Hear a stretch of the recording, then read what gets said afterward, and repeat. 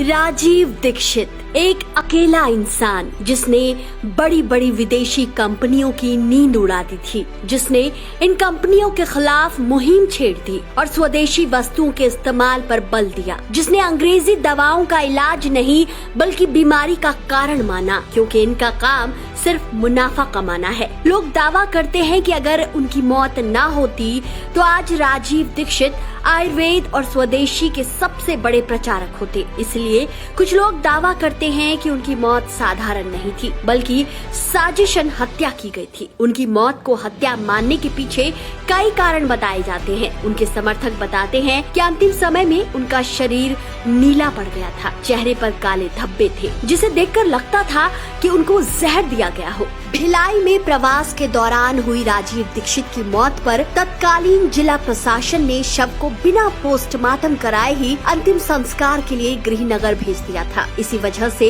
इस शक की बुनियाद और मजबूत हो गई कि शायद यह सब एक साजिश के तौर पर किया गया हो। राजीव दीक्षित के बारे में मौजूद मीडिया रिपोर्ट्स के मुताबिक वो 2009 में बाबा रामदेव के संपर्क में आए थे। दावा किया जाता है कि उन्होंने ही रामदेव को देश की समस्याओं और काले धन के बारे में बताया, जिससे रामदेव बहुत प्रभावित हुए और दोनों साथ में काम करने के लिए सहमत हो गए। इंटरनेट पर उपलब्ध जानकारियों के मुताबिक भारत स्वाभिमान आंदोलन शुरू करने के दौरान राजीव दीक्षित और रामदेव ने शपथ ली थी कि हम केवल कुशल लोगों को मतदान करेंगे, हम दूसरों को 100% मतदान के लिए प्रेरित करेंगे, हम भारत को विश्व शक्ति बनाएंगे, हम भारत को पूरी तरह से स्वदेशी बनाएंगे और बुद्धिमान ईमानदार लोगों को जोड़कर देश के विकास में लाएंगे। इस आंदोलन के तहत राजीव और रामदेव ने योजना बनाई थी कि लोगों को अपने साथ जोड़ने के बाद 2014 में वे देश के सामने अच्छे लोगों की एक नई पार्टी का विकल्प रखेंगे और लोकसभा चुनाव में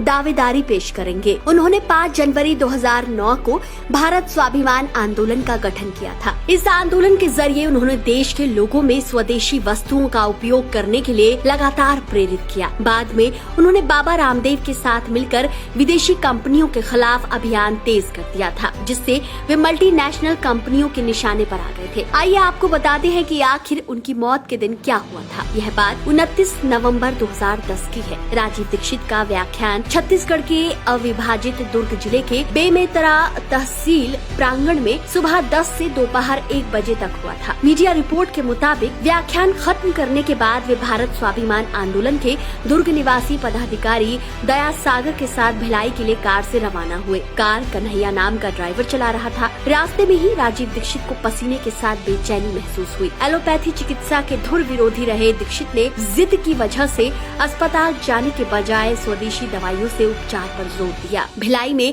अक्षय पात्र फाउंडेशन के पास उसी दिन शाम 4 बजे से उनका व्याख्यान होना था, लेकिन तबीयत ठीक नहीं होने से वे दया सागर के दुर्ग जिले में स्थित निवास पर पहुंचे। यहीं पर वे बाथरूम में गिर गए, पर बाबा रामदेव के फोन पर समझाने पर वे अस्पताल जाने के लिए तैयार हुए। राजीव दीक्षित को दया सागर के निवास से तत्काल सेक्टर 9 स्थित अस्पताल ले जाया गया। यहाँ पर डॉक्टर शशिकांत सक्सेना ने उनका प्रारंभिक उपचार तो किया, लेकिन हार्ट अटैक से संबंधित बेहतर इलाज की सुविधा नहीं होने के चलते उन्हें BSR अपोलो अस्पताल रेफर कर दिया गया। यहाँ डॉक्टर दिलीप रत्नानी की देखरेख में उनका उपचार शुरू हुआ, लेकिन रात 1 से 2 बजे के बीच राजीव दीक्षित की मौत हो गई। उस वक्त डॉक्टर रत्नानी ने उन्हें गंभीर हृदयाघात होने की जानकारी प्रशासन और मीडिया को दी थी। मीडिया रिपोर्ट के मुताबिक मौत के बाद राजीव का शव नीला पड़ गया था। ऐसे में हार्ट अटैक से मौत बताए जाने और फिर पोस्टमार्टम नहीं कराए जाने पर सवाल खड़े हो गए। बिना पोस्टमार्टम कराए ही 1 दिसंबर 2010 को दीक्षित का शव हवाई मार्ग से गृहनगर भेज दिया गया। उनकी मौत का कारण